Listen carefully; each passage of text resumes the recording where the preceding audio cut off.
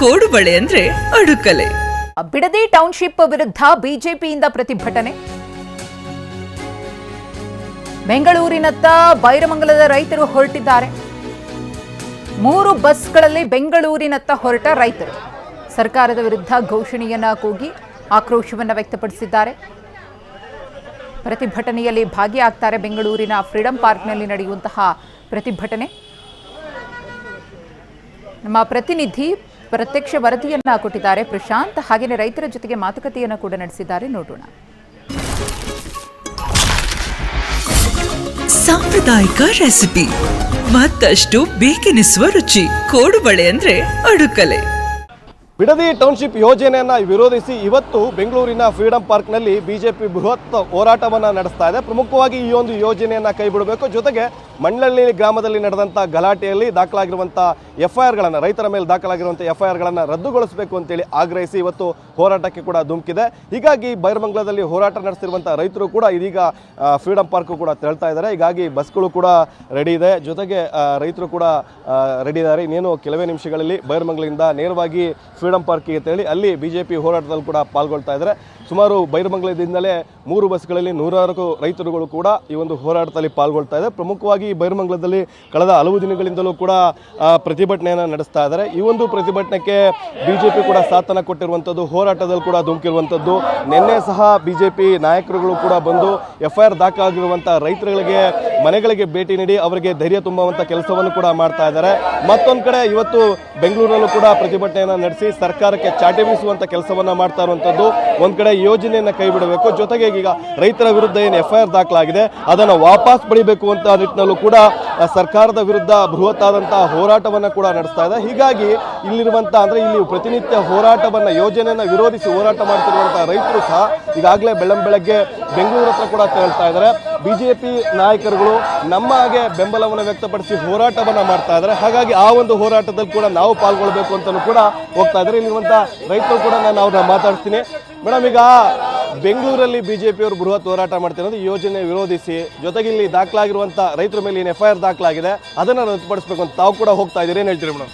ನಮ್ಮ ಭೂಮಿ ನಾವು ಬಿಡುಗಂಟ ಯಾವ FIR ಆಗಲಿ ಎಷ್ಟರಾಗಲಿ ನಾವು ಭೂಮಿ ಬಿಡುಗಂಟ ನಾವು ಹೋರಾಡ್ತೀವಿ. ಬೆಂಗಳೂರಿಗೆ ನಮ್ಗೆ ಹೋಯ್ತಾ ಇದ್ದೀವಿ ಅಂದರೆ ನಮ್ಮ ಭೂಮಿಗೋಸ್ಕರ ನಾವು ಹೋರಾಟ ಮಾಡ್ತಾ ಇದ್ದೀವಿ.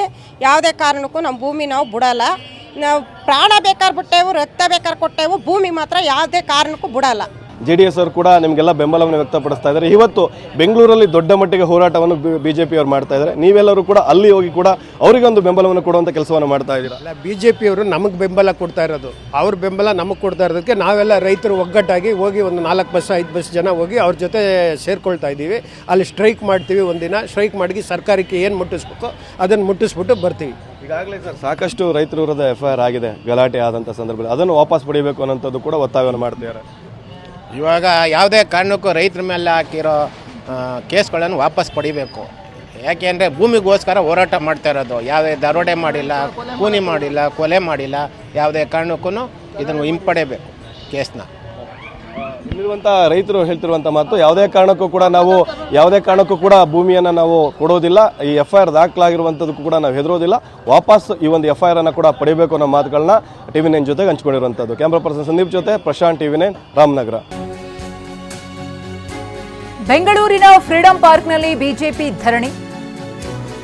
ಅಗತ್ಯ ಭದ್ರತಾ ವ್ಯವಸ್ಥೆಯನ್ನ ಕಲ್ಪಿಸಲಾಗಿದೆ. ಈ ಧರಣಿಯಲ್ಲಿ ಭಾಗಿಯಾಗಲಿದ್ದಾರೆ ಬಿಜೆಪಿ ನಾಯಕರು. ಬಿಡದಿ ಕದನ ಜೋರಾಗಿದೆ. ಈ ಯೋಜನೆಯನ್ನು ವಿರೋಧಿಸಿ ವಿಪಕ್ಷಗಳು ಹೋರಾಟಕ್ಕಿಳಿದಿವೆ.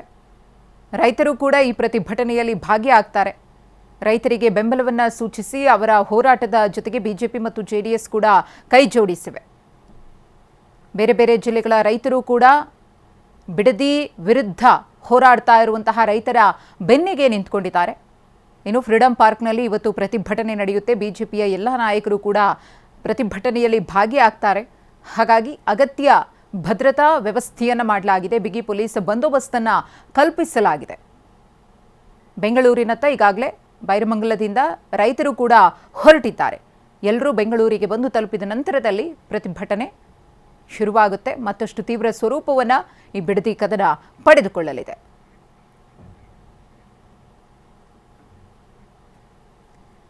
ನಮ್ಮ ಪ್ರತಿನಿಧಿ ರವಿಕುಮಾರ್ ಅವರ ಜೊತೆಗೆ ಮಾತುಕತೆಯನ್ನು ನಡೆಸಿದ್ದಾರೆ. ಏನು ಹೇಳಿದ್ದಾರೆ ರವಿಕುಮಾರ್ ಅವರು ಈ ಕುರಿತು ನೋಡೋಣ. ಮುಖ್ಯ ಸಚೇತಕರಂತ ಎನ್ ರವಿಕುಮಾರ್ ಅವರು ಕೊಡಿದ್ದಾರೆ. ರವಿಕುಮಾರ್ ಅವರೇ, ಯಾವ ರೀತಿಯಾದಂಥ ಪ್ರತಿಭಟನೆಯನ್ನು ಇವತ್ತು ಮಾಡಿಕೊಳ್ತಾ ಇದ್ದೀರಿ? ಇವತ್ತು ಇಡೀ ದಿನ ಒಂದು ರೈತರ ಬೃಹತ್ ಪ್ರತಿಭಟನೆಯನ್ನು ನಾವು ಮಾಡೋರಿದ್ದೇವೆ. ಮುಖ್ಯವಾಗಿರ್ತಕ್ಕಂಥ ಉದ್ದೇಶ ಏನಂದರೆ, ನಮ್ಮ ಕರ್ನಾಟಕ ರಾಜ್ಯ ಸರ್ಕಾರದ DK ಶಿವಕುಮಾರ್ ಅವರ ದ್ವಿಮುಖ ನೀತಿ. ಒಂದು ಕಡೆ ಹೇಳ್ತಾರೆ, ನಾನು ಯಾವುದೇ ಒತ್ತಡವನ್ನು ರೈತರ ಮೇಲೆ ಹೇರೋದಿಲ್ಲ, ಅವರ ಸ್ವಇಚ್ಛೆಯಿಂದ ಕೊಟ್ಟರೆ ಮಾತ್ರ ಭೂಮಿ ತಗೊಳ್ತೀನಿ ಅಂತ ಒಂದು ಕಡೆ ಹೇಳ್ತಾರೆ. ಮತ್ತು ಇನ್ನೊಂದು ಕಡೆ ಎರಡನೇ ನೋಟಿಫಿಕೇಷನ್ನನ್ನು ಅವತ್ತು ಹೇಳಿದ ಕೆಲವೇ ಗಂಟೆಗಳಲ್ಲಿ ಕೊಡ್ತಾರೆ. ಎರಡನೇ ನೋಟಿಫಿಕೇಷನ್ ಹೇಳ್ತಾರೆ ಸ್ವಇಚ್ಛೆಯಿಂದ ತಗೊಳ್ಳಲ್ಲ. 4 ಹಳ್ಳಿಗಳಿಗೆ ಮತ್ತೆ ಎರಡನೇ ನೋಟಿಫಿಕೇಷನ್ ಇಮ್ಮಿಡಿಯೇಟ್ ಜಾರಿಗೊಳಿಸ್ತಾರೆ. ಇದು ಯಾವ ನೀತಿ ಇದು? ಆದ್ದರಿಂದ ಈ ಸರ್ಕಾರ ರೈತ ವಿರೋಧಿ ಸರ್ಕಾರ ಮತ್ತು ಈ ಕೆಲವು ಬಿಲ್ಡರ್ಗಳ ಪರವಾಗಿರ್ತಕ್ಕಂಥ ಸರ್ಕಾರ ಇದು.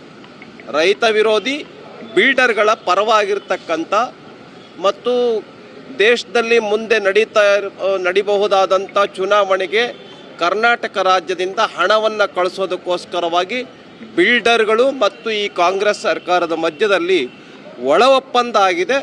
ಇದನ್ನು ಪ್ರತಿಭಟಿಸಿ ರೈತರ ಜಮೀನುಗಳನ್ನು ವಶಪಡಿಸ್ಕೊಳ್ಬಾರ್ದು, ಕಬ್ಜಾ ಮಾಡ್ಕೊಳ್ಬಾರ್ದು ಒತ್ತಡಪೂರ್ವಕವಾಗಿ ಅನ್ನುವಂಥ ಹಿನ್ನೆಲೆಯಲ್ಲಿ ಕೂಡಲೇ ತೆಗೆದುಕೊಂಡಿರ್ತಕ್ಕಂಥ ಭೂಮಿಯನ್ನು ವಾಪಸ್ ಕೊಡಬೇಕು, ನೋಟಿಫಿಕೇಷನನ್ನು ಹಿಂಪಡಿಬೇಕು ಮತ್ತು ರೈತರ ಮೇಲೆ ಹಾಕಿರ್ತಕ್ಕಂಥ FIRಗಳನ್ನು ಏನು ಅಟೆಂಪ್ಟ್ ಮರ್ಡರ್ ಅಂತೆ, ಮಹಿಳೆಯರು ಪರಕೆ ತೆಗೆದುಕೊಂಡು ಪ್ರತಿಭಟನೆ ಮಾಡಿದರೆ ಅಟೆಂಪ್ಟ್ ಮರ್ಡರ್ ಕೇಸ್ ಹಾಕ್ತಾರೆ ರೈತರ ಮೇಲೆ, ಮಹಿಳೆಯರ ಮೇಲೆ.